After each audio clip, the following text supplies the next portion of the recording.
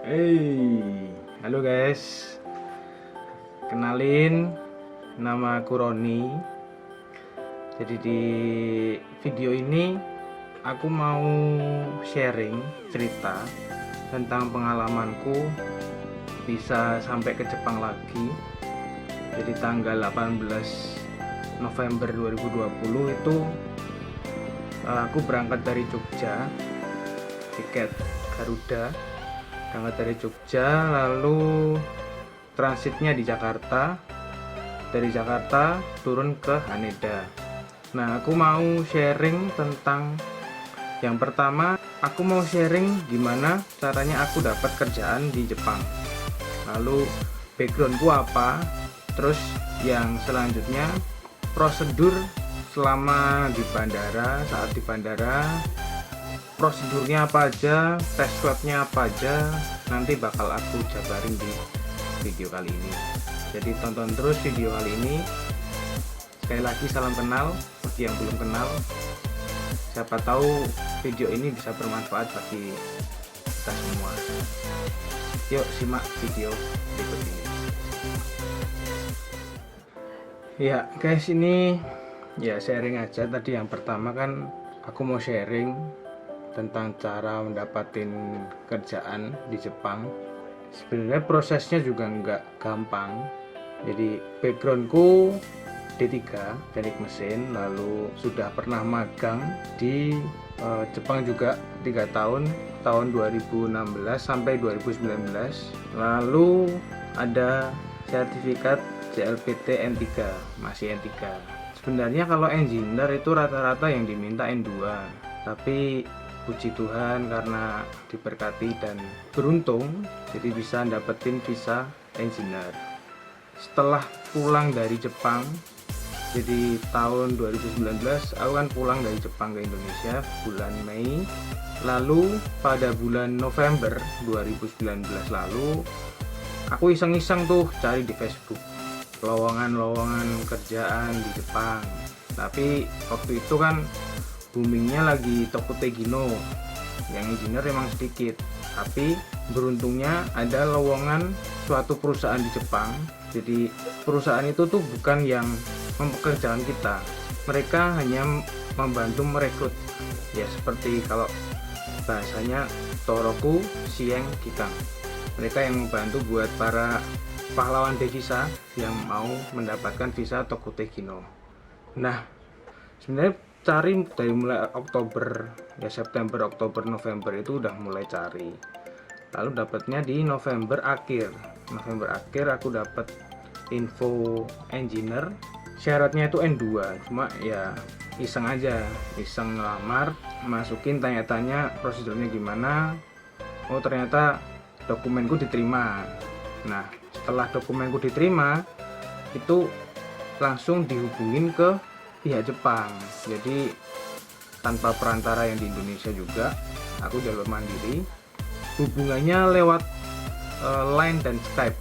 Jadi interview dengan pihak Jepang yang pertama itu, perusahaan yang pencari pekerja itu lewat Skype dan line. Nah jadi setelah interview sekali itu lolos, lalu dibantu untuk pencari kerjaannya, dicarikan kerjaannya.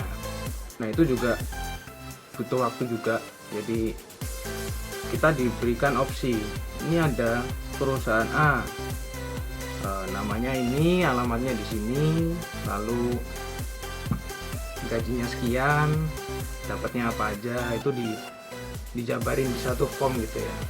Jadi kalau aku sendiri itu 2 kali mensetsu, 2 kali wawancara. Yang pertama itu perusahaannya gagal, nggak keterima karena perusahaannya waktu itu butuh cepat, kalau alasannya sih gitu.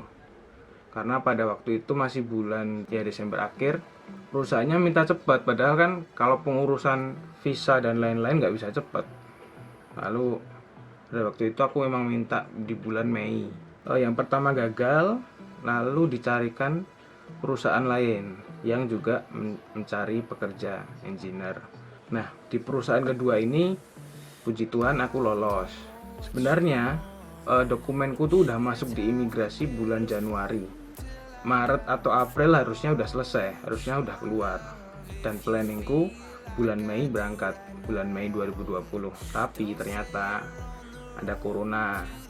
Nah, corona itu juga nyebabin mundur semua. Dan lagi aku ada masalah di dokumen waktu itu juga. Setelah menunggu berbulan-bulan, akhirnya yang ditunggu-tunggu tiba. COE ku disetujui dan keluar dari imigrasi Jepang. Itu pada tanggal 17 Agustus 2020, pas hari kemerdekaan. Setelah COE itu keluar, pada bulan Agustus kan masih belum boleh ke Jepang. Jepang masih menutup untuk Indonesia waktu itu ya.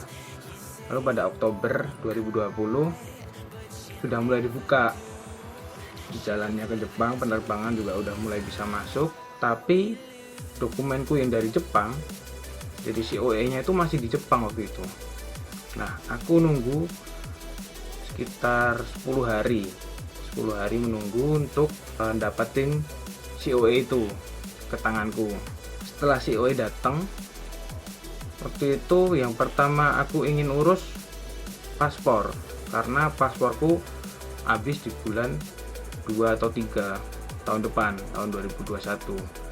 Kan itu cuma pendek ya masa berlakunya. Padahal kalau mau ke Jepang atau mau keluar negeri biasanya minimal paspor itu harus berlaku 6 bulan. Nah, ini terlalu mepet, makanya aku pengen perpanjang paspor dulu. Tapi di situ juga ada kendala. Waktu mau perpanjang paspor di imigrasi Indonesia, itu ditanyain mau buat apa. Oh, mau buat kerja.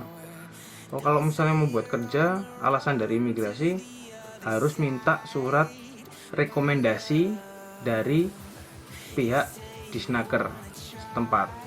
Jadi aku kan dari Magelang, jadi harus ke kota Magelang, harus ke Disnaker kota Magelang. Sebenarnya nggak apa-apa, aku mondar-mandir gitu nggak apa-apa. Cuma setelah aku ke Disnaker, pihak Disnaker tanya lagi, lah ini emang Jepang udah bisa dibuka? Padahal ada informasinya sebenarnya dari pihak Jepang udah buka untuk Indonesia. Cuma emang dari Indonesianya yang belum ngebuka buat TKI kita keluar. Nah, itu permasalahan juga. Jadi waktunya juga numpuk-numpuk terlalu lama. Ya, Oktober akhir itu udah mulai bisa untuk pengurusan perpanjang paspor. Lalu ngurus visa juga di Jakarta, di daerah Kuningan. Lalu nunggu berapa hari visa keluar. Sebelum ada tiket pesawat, lebih ke Sodang, lebih berdiskusi sama pihak Jepang, enaknya kapan berangkat. Oh, bisanya tanggal segini. Lalu cari tiket pesawat. Nah, aku cari tiket pesawat tanggal 18 November 2020. Lalu sampai di Jepangnya tanggal 19 November. Sore aku dari Jogja, terus ke Jakarta dulu. Tengah malam berangkat dari Jakarta ke Haneda. Ya guys, itu tadi sharingku tentang pengalamanku gimana caranya dapat visa engineer, prosesnya mendapatkan kerjaan di Jepang. Nah, di part pertama ini sampai di sini dulu. Di part kedua nanti aku bakal jelasin prosedurnya yang di bandara. Jadi dari pemberangkatan, lalu sampai di Haneda itu kayak gimana. Nah, itu nanti bakal aku sharingin juga di part kedua. Jadi jangan lupa tunggu video keduanya di part kedua. Nanti bakal aku upload secepatnya setelah ini. Nah, di situ bakal aku ceritain tentang kondisi di bandara, prosedur di bandara saat corona seperti ini kayak gimana. Jadi bisa buat persiapan teman-teman yang mau ke Jepang juga. Jadi persiapannya itu lebih matang dan nggak melakukan kesalahan seperti yang aku lakukan kemarin. Jadi ada cerita lagi lah nanti. Oke, gitu aja di part pertama ini. Makasih udah mau tonton video ini. Kalau memang bermanfaat, ya bantu subscribe, like, komen. Apa aja bisa ditanyain, nanti bakal aku bantu jawab. dan share ke teman-teman sekalian yang kiranya bisa bermanfaat bagi mereka juga. Makasih guys. Dah.